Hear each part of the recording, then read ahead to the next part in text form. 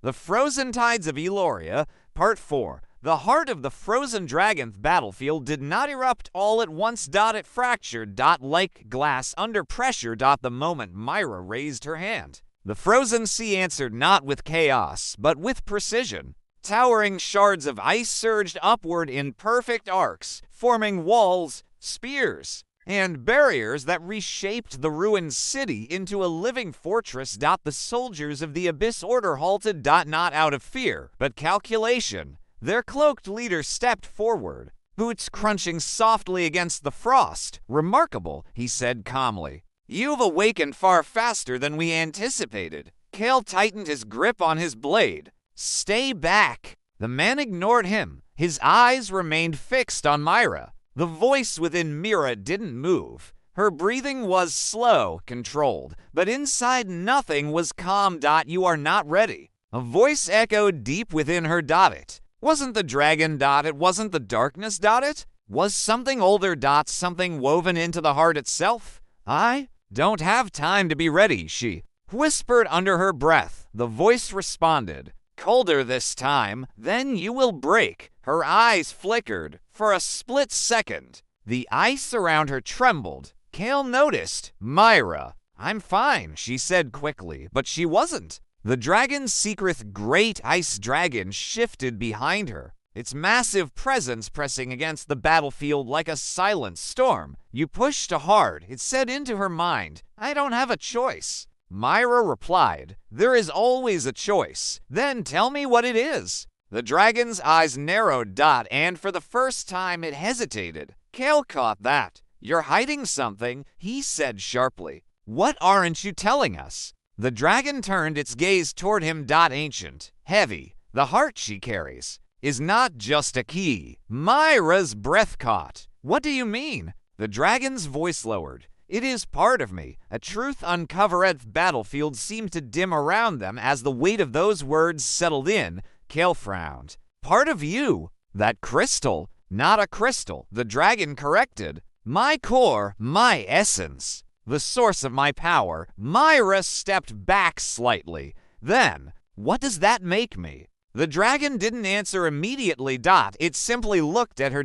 And then said, "Something new." Between dragon and humanth, a cloaked leader of the Abyss Order began walking forward again, completely unafraid. "How touching," he said. "The ancient beast finally tells the truth." Kael turned toward him. "You knew." The man chuckled softly. "We knew enough." He stopped just beyond the reach of the ice spikes. "The heart was never meant to remain sealed," he continued. "It was always meant to be found." Mira's eyes sharpened. "By you." "By someone," he corrected. "Preferably someone we could control." Kael stepped forward angrily. "You used us." The man shrugged. "You delivered it exactly where it needed to go." The real plant wind shifted, darker now. He raised his hand slowly.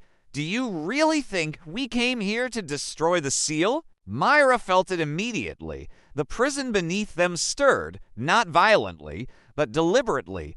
"You want to open it," she said. The man smiled. "Not completely," he replied. "That would be messy." Kael frowned. "Then what?" The man's eyes gleamed beneath his hood. "We want to control what's inside." Fear in the ancient dragon moved suddenly, placing itself between them and the Abyss Order. Its wings spread wide for the first time since they met. Its voice carried urgency. "You cannot control it." The man tilted his head. "We don't need to control all of it," he said calmly. "Just enough." The ground beneath them trembled again. Mira clutched her chest. The heart pulsed. Hard. Fast. "It's reacting." She gasped. The dragon turned to her sharply. "They are calling to it." Kel's hidden past. Kael stepped closer to Mira, steadying her. "Fight it," he said. "I'm trying." But something was wrong, very wrong. The cloaked man's gaze shifted from Mira to Kael.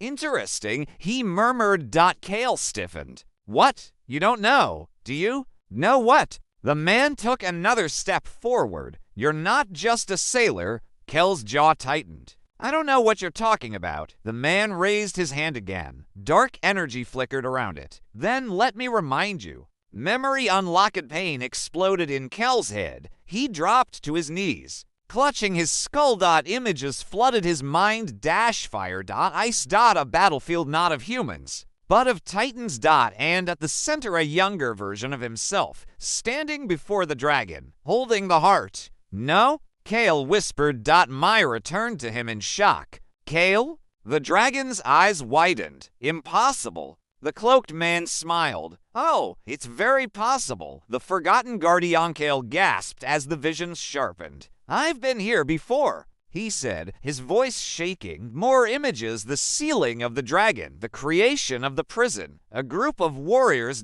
Chosen. Bound to protect the balance. You were one of them, the cloaked man said. A guardian of the seal. Mira stared at him. You helped create this. Kael looked at his hands. They trembled. I don't remember. You weren't meant to, the man replied. Your memories were sealed. Just like the dragon, two halves of one Fateti dragon spoke again, its voice filled with something unexpected. Recognition. The last guardian. Kael slowly stood. I didn't know, he said. But now you do, the cloaked man said. And that changes everything. Mira looked between them. So what does that mean? The man's smile widened. It means, he said, the two pieces of the key are finally together. The balance breaks. Mira held the heart. Kael carried the ancient bond of the guardians. The prison beneath them shook violently. The cracks in the gate spread faster. The darkness inside stirred with new